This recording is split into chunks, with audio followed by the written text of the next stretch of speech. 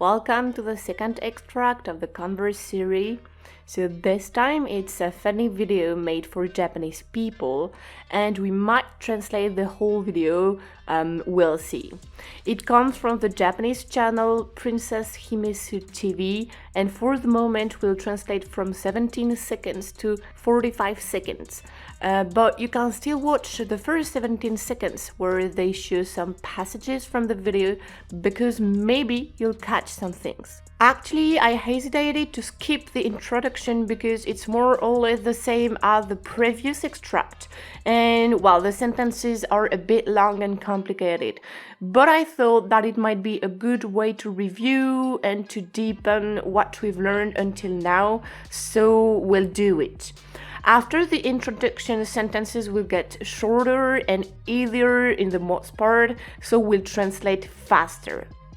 So here are the two questions you have to answer to, and as usual, don't forget to add a like to their video. Okay, so watch the extract and let's begin.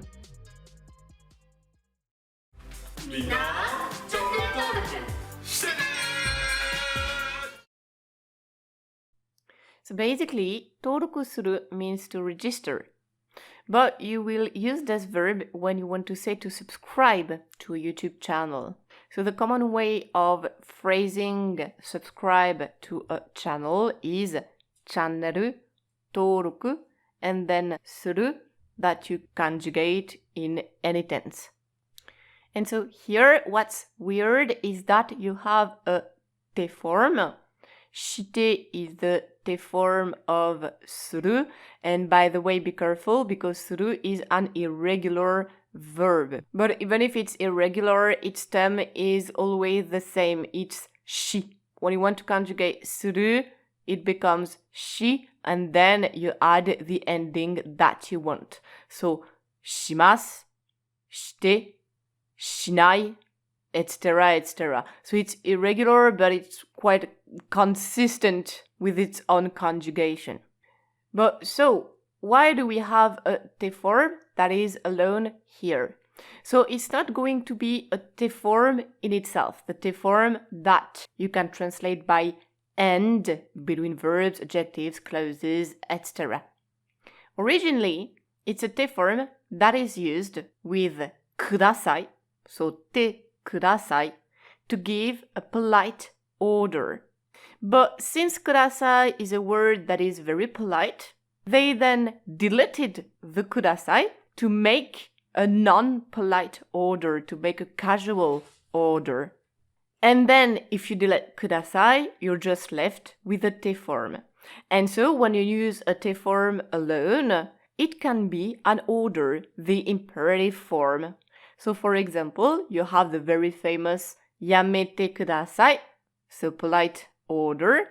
And so if you want to have a casual order, you will delete the ください. And so やめて, it's then just a te form. 聞いてください, 聞いて, 食べてください, 食べて, してください, して, etc., etc.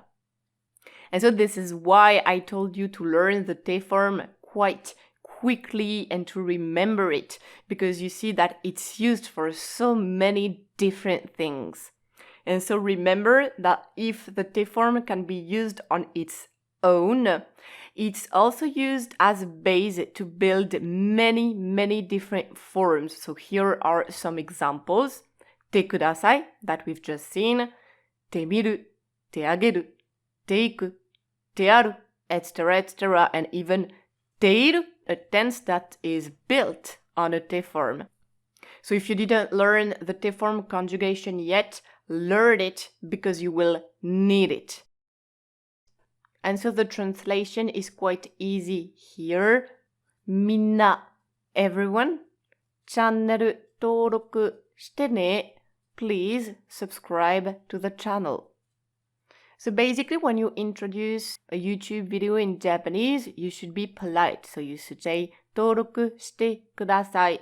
But here in this video, which is very cheerful with kids, etc., etc., they kind of favor the nice and friendly tone. You see, instead of being a very polite, etc., etc., it gives kind of a relaxed and cheerful atmosphere, mood to the video. But whatever, next sentence. 今日は姫ちゃんの学校のある日の一日を動画でやってみようと思います。今日は姫ちゃんの学校のある日の一日を動画でやってみようと思います。So this is why I thought of skipping the introduction, because this sentence once again is a pain in the But you will see that actually it's not so complicated and you are going to review many things that we've studied. So first thing we can say is that you have Hime-chan.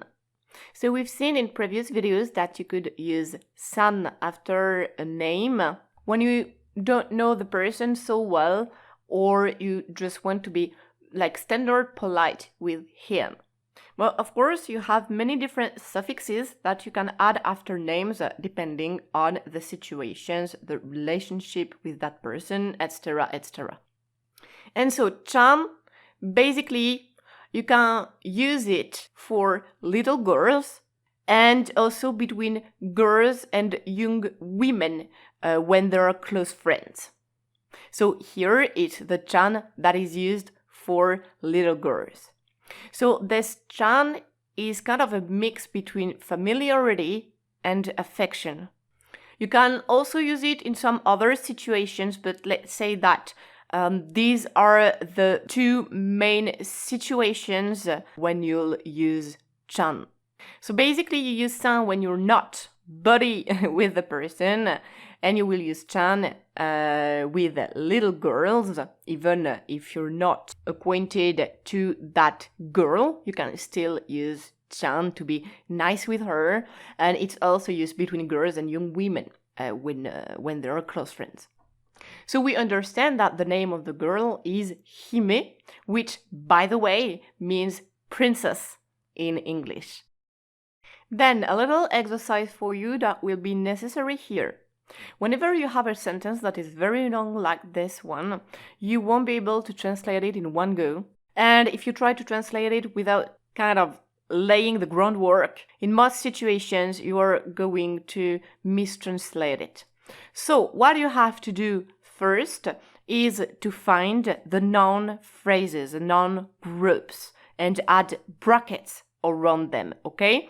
So first exercise, try to find the noun phrases in the sentence. And for the moment, don't bother with the clauses. We'll see later. So press pause. So here are the noun phrases. So to find the noun phrases in Japanese, it's quite easy as long as you have the particles, as long as they're not omitted, because you have particles that indicate that the group is over, and particles that indicate that the group is not over. So basically you just find the particles that indicate that the group is over and you stop the group here. So in that sentence we have wa, no, o, and de. So wa indicate that what's before is a theme, so it ends the group. So you stop the bracket here. Then no indicates on the opposite that the group is not over. Like this is the purpose of no, it's to indicate that two nouns are linked together and therefore the group is not over. So you never add any bracket after no. You have some few exceptions in very specific situations, but for the moment just remember this. Then you have o. Okay, O indicates that what's before is the object. So the group is over. So you end the bracket. And then dogare, same thing.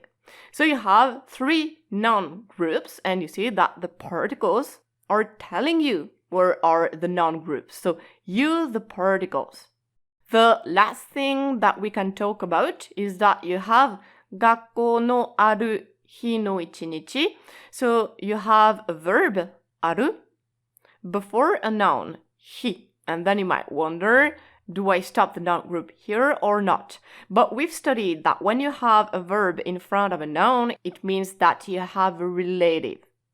But a relative is just a little clause that adds some precisions to a noun. As long as something has some precisions directly on a noun, it is part of the same group.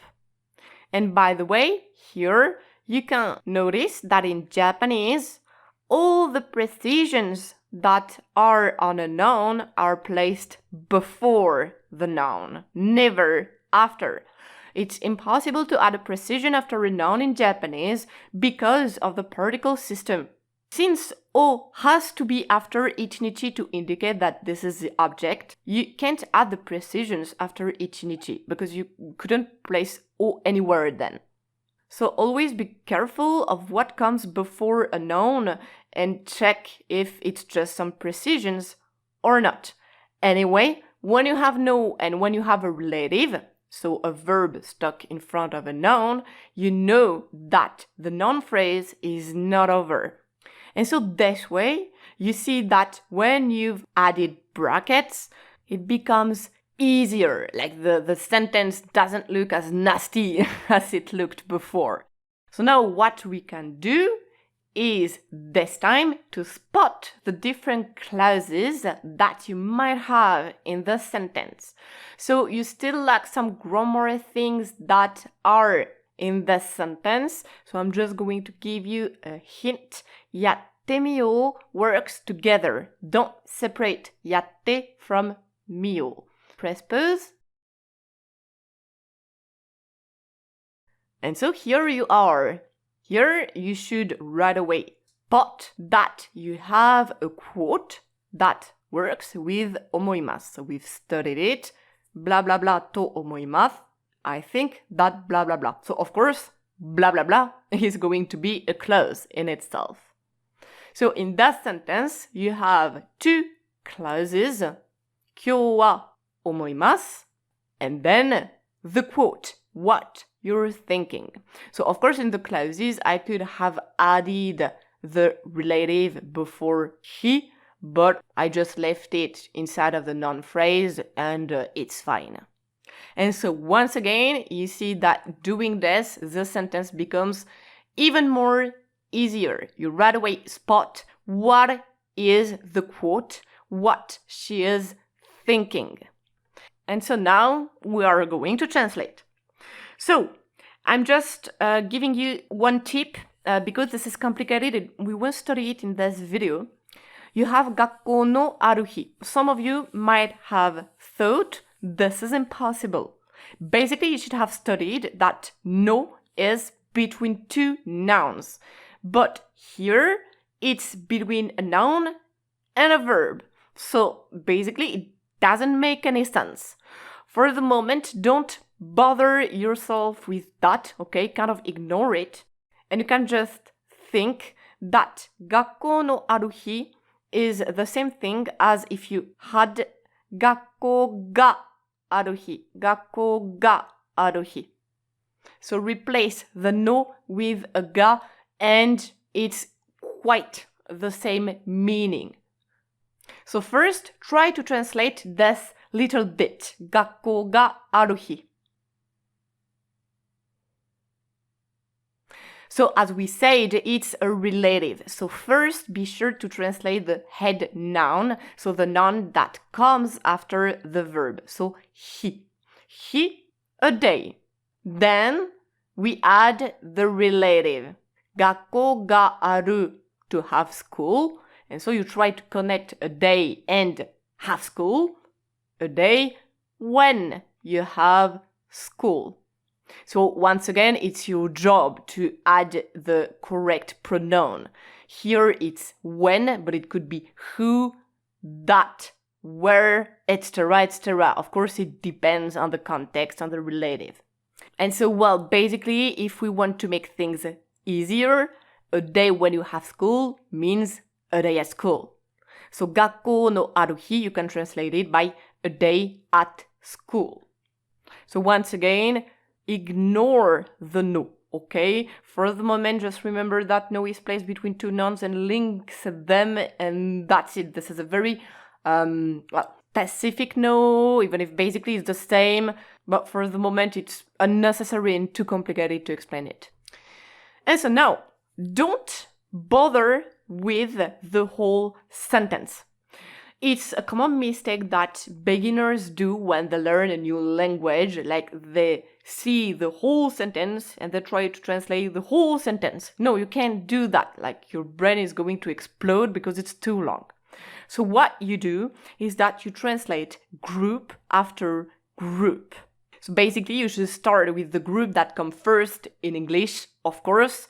But here we are first going to translate this big group because it's bothering us since it's very long. So first we're going to try translating this noun phrase.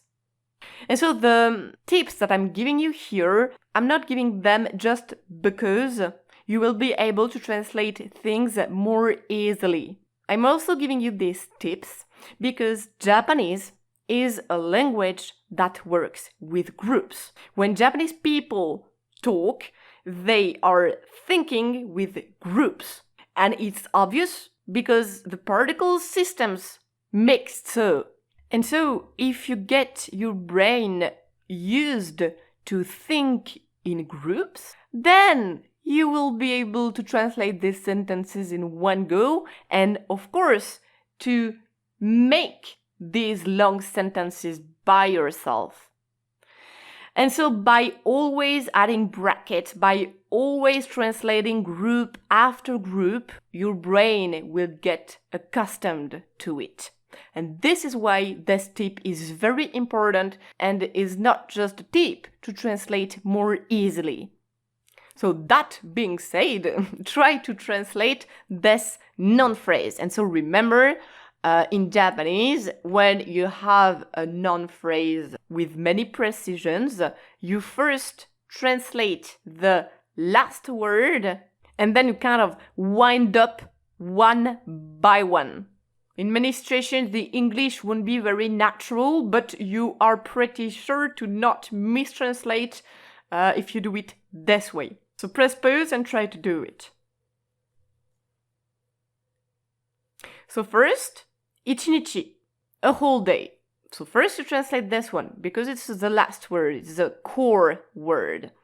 So a whole day. Then, 学校のある日の. So a whole day of a day at school. And then the first one of Hime-chan. So basically, a Hime-chan's whole day at school. So you see that if you go cautiously, step by step, you can translate the sentences. Okay, so now let's go to the thing that is bothering you in the sentence, and actually you only have one. And this is why I thought it also was a good thing to translate the sentence to review, because you just have one new thing, and you will see that it's actually not so new per se. But whatever. So, a verb plus temiru. So, やってみよう. やってみよう is やる in te form plus 見る that is conjugated in the o tense. And so this てみる form, and so you see that once again it's a form that is based on a te form. So, of course, you won't translate this te form by end. No, it's like an expression in itself, てみる. And it means to try to do, to give it a shot. It adds this nuance to the action of the verb. So let's see a few examples. So てみる, to try something out, to give it a shot, an attempt. First sentence, 納豆を食べてみた. So 納豆 is a Japanese dish. It's very healthy, but like usually it's said that strangers don't like it because it's a bit sticky and it stinks a bit little, but it's very healthy. So try it if you go to Japan. And so 納豆を食べてみた. So 食べる to eat, and you add the nuance of trying. So I tried to eat natto. You see, I gave it a shot. Like everyone says it's disgusting, but 食べてみた. I tried to eat it. Another example, ちょっとやってみます. So ちょっと a little, やる to do, but to do as in to accomplish, and then てみる. So I'll try to do it. So I'll give it a shot actually. Then 母に電話してみる. So for example, you have a problem with a friend, whatever it is. For example, one of you is injured. You've just fell on the ground and your leg hurt. But your friend's mother is a doctor. And so he says, 母に電話してみる. I'll try to call my mother, but try to call as in give it a shot. Maybe since she's a doctor, she will be able to help us, for example.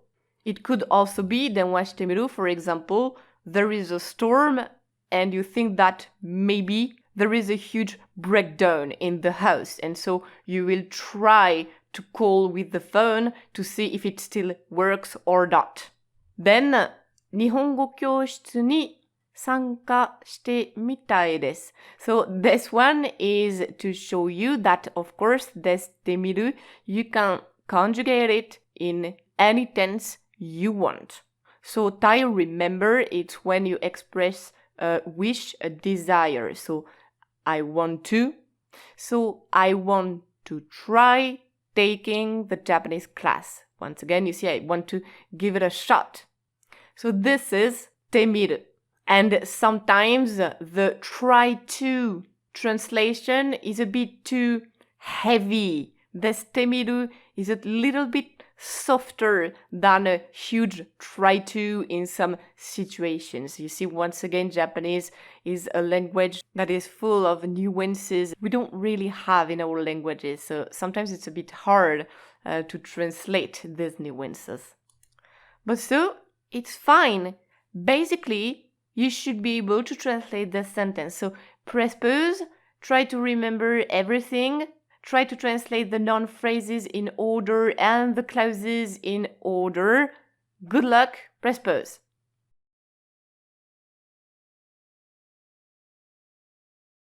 So first, you can translate the 今日は because it's the theme, so you can start with it. So 今日は today.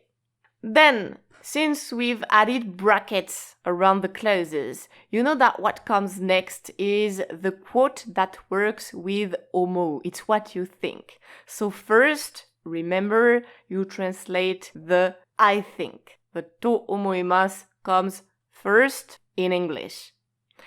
And then you're left with the quote. So it's like a sentence in itself. So first, you start with the verb. Why do you start with the verb? Because the first group is marked with o. But o is the object. And in English, the object is always after the verb. So for people who started their translation by this noun phrase, never do it again because you will mistranslate all the time and you won't even understand like what happens in the sentence. So when you have a noun phrase with o, always place this noun phrase after the verb or it's not going to work. So やってみよう, let's try to do, and then you add the object. So Hime-chan's whole day at school, and then 動画で on a video. And so once again, you're going to tell me that this translation is a bit weird, right? I think let's try to do. So I didn't talk about it, but remember, we've studied it. When a verb ends with o, you can translate it by let's. So やってみよう, let's try to do. But you see, that's like, it's a lot, right? First, と思う, I think. Then, let's. Then, てみる, try. And then finally your verb, like no one would ever say thus in English. So actually this おうと思う is kind of an expression in itself. You use it when you want to add the nuance of thinking of doing or planning to. Like it's the same. If you think of doing something, then it means that you're planning to do it. And so doesn't that remind you of something? We've seen quite a similar expression in previous videos. So yes, it's very close to たいと思う. Japanese people love to use the verb と思う to say many different things, to add some nuances, to soften things, etc., etc. And so you have the expression たいと思う, which would mean I'd like to. It's to express a desire, but by kind of softening it. So I think I want to, literally, so I'd like to. And you have おうと思う, which means planning to, thinking of doing. So literally, I think let's. So you can learn these both expressions because they are very convenient, actually. And you will sound very Japanese if you use them while you speak. So 2 examples for this おうと思う. 来月、バイクを買おうと思う. I think of buying a bike next month. I'm planning to buy a bike next month. And so in many situations, if you don't want to bother and to make heavy sentences, おうと思う, you can just translate it by I think I will. So I think I will buy a bike next month. Then 海に行こうと思う. Like for example, you're chatting with your friend and he asks you where you're going during your holidays and you say 海に行こうと思う. So I think I'll go to the beach. I'm thinking of going to the beach. So let's come back to our sentence and let's try to translate it into something that we would actually say in English. So I think that someone who speaks English would like just say, today we plan to do a Hime-chan's day at school on a video, and like that's it. And so this sentence is perfect to understand that in Japanese, they love nuances and they love to add tons of nuances. And you see that all these nuances come at the end of a sentence. And this is why, if you remember, in maybe the first or the second video, I told you to ignore the sentence endings. This tip is still valid. As beginners, you have to ignore the sentence endings because, as you can see, actually, they're completely useless because you won't even translate them in English, like the whole thing disappeared. So all of this is just some kind of useless Japanese nuances. So of course, they're not useless and it's what makes Japanese language so incredibly rich. But as a beginner, when you see such a long sentence, you might panic, right? But don't panic because you won't translate it anyway. So just focus on the core sentence and then you can just skip what comes at the end. Like really in 80 or 90% of the situations, it won't prevent you from understanding what the person wants to say. You will just miss some nuances. That's it. Okay, and so we'll stop here. I'm very sorry because we only translated one sentence, but as you can see, or maybe you won't see, but really, believe me, it was a very good sentence to study. Like, you've reviewed all the basic rules, half of the grammar that we've studied. You've understand that it was so important to think in groups, and so first to add brackets around the noun phrases, around the clauses, so that your brain gets used to it, but also to help you translating because it makes the sentences so much easier. And we've also studied these nuances at the end of sentences. And once again, if you just remember this piece of advice of ignoring the sentence endings, it will help so much. If your brain understands, okay, I stop panicking, this is normal, this is Japanese, I just ignore what comes at the end, then you'll see that you will make huge progress in oral comprehension, for example. But of course, also when you translate some mangas, etc.